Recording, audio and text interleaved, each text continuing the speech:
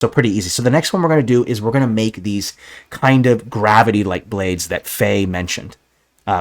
So let's go ahead and put those together. So just like before, right, we want to make some kind of, let's actually make it ourselves instead of taking a pre-existing blade, because I think this is a masterclass. It's a little more fun to make our own. So we'll go ahead and type in pole, and we'll use the pole as the handle for the swords. There's two of them. We only need to make one and just copy and paste them, really, so it's not complex. So we'll have the pole first, and these are gravity-like blades, okay? So what we'll do is we want to decorate it. So we'll add the pommel, which is going to be at the base of the handle itself. And there's some nice pieces in Gothic for that. I think this piece right here, this Gothic railing, is a nice piece that acts as a pommel. So you just kind of put that right on top and turn the shadow off. So now we have the pommel there, right there on the blade. Now we want to next we want to add maybe the hand guard. It could be a cross guard. It could be a rapier with a bell shape guard, whatever you want it to be. Just so you know, when you add some kind of guard at the top where the hilt is, or the handle is, that guard is to protect the wielder's hand from getting striked with a blade, okay? So we'll have to pick something that we want to act as the cross guard, or whatever the guard might be. Let's type in trap. We might be able to use some stuff. Like this one right here might work for a nice hilt. I don't know. There's some perspective in it, so I'm not so sure if this one will work or not. See, there's a little bit of perspective here, and I don't want to add that. So let's not use that one. We could always use other things. There's a lot of different stuff that you can kind of choose. Sometimes just going over the catalog, expanding the assets, and just looking it over. These anvils can work just fine. We could kind of go over it. There's several options. Let's see here. I'm going to just look over some of the stamps we want to act as a cross. You could just use a pole, an already existing pole, but I kind of want to do something more interesting. Let's go back to Gothic. I have an idea. Let's go back to that Gothic stuff, and there should be a Gothic statue that I think might actually work well as a hilt. So let me go and just kind of look over here. Let's type in statue as well. Oh, nope, not finding it. Let's go back into Gothic Castle. There should be some statues that will work great for this. Let me type in statue. Just do that. Any one of these kind of Gothic-like statues could work well for it. But let's use one of these right here. And let's use this snake right here, or this one right here. This will work kind of great as a guard. It's a little thick. So what I'll end up doing is transforming it, change the height a little bit, so it's a little bit, and I can also flip it to kind of get that edge that I want. And then what I'll do is, I think because I want to make it, I think I'll desaturate all this stuff. So I have this kind of gray feature to it. Let's actually change the blade color to maybe be purple. I believe black and purple would be a great color scheme for this. And I think Kei-Fei actually came to me earlier with that suggestion. So let's go ahead and add that piece. So now we have that here. It might be a little too big. Let's bring the cross guard down.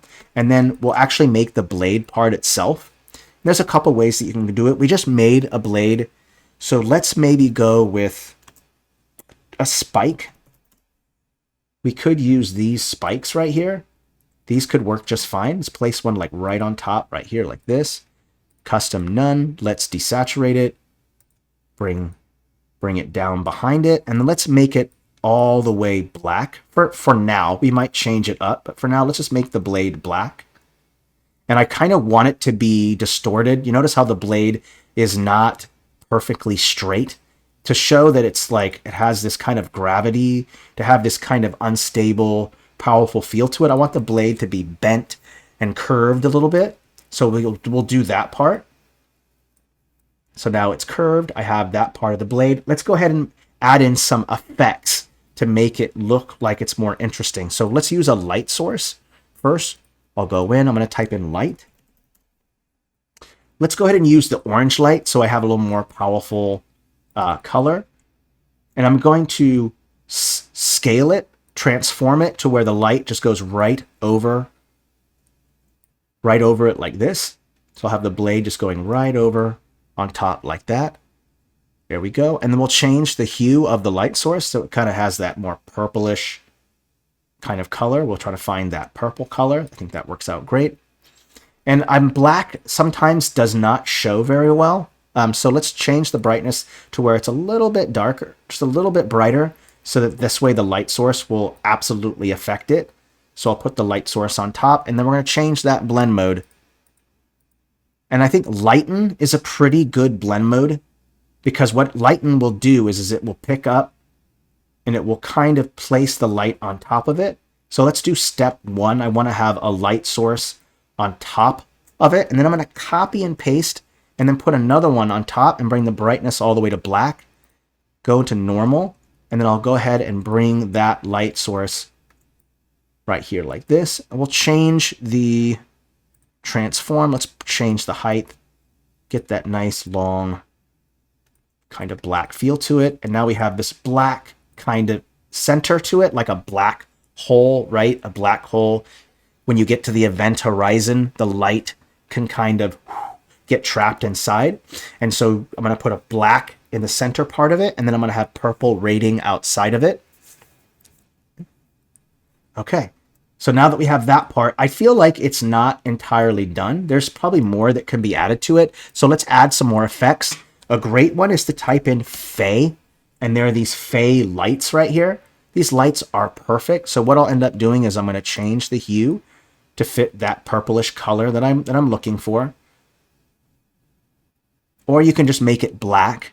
You could do that too. Go to normal and just make it black. And I think black might be the best way to do it, actually. And then I'll go ahead and pick this, and I'm going to go ahead and change the transform.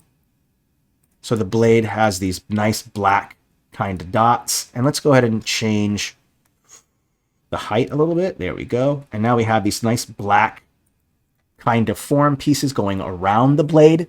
So it kind of looks like there's maybe like antimatter or something that's kind of emanating off of it, pulsing off of the blade itself. It's a good start. And then we might want to add in some kind of element to the hilt, because right now, or to the crossguard, what I'm kind of seeing here is maybe we could add like a gem or something. So maybe I want to take this gem right here and then just place it like right here on the blade itself. Custom. Let's change the hue to get that purple color that I'm kind of looking for, that purple color. And I'm just going to place it like right here like this. And let's maybe change the height a little bit so the blade kind of, this gem kind of goes up onto the blade a little bit like this. And now we have this nice create gravity like blade right here. And then we're going to make 2 of them, copy and paste, and they're short swords, so they don't have to be typically very long. So we'll just bring the size down, and then I'm just going to rotate them side by side like this a little bit, so that way you have these twin gravity-like blades right here. Okay, so there's our twin gravity blades. Let's go see what else we have in here. Let's see here. I'm going to make sure I didn't miss anything.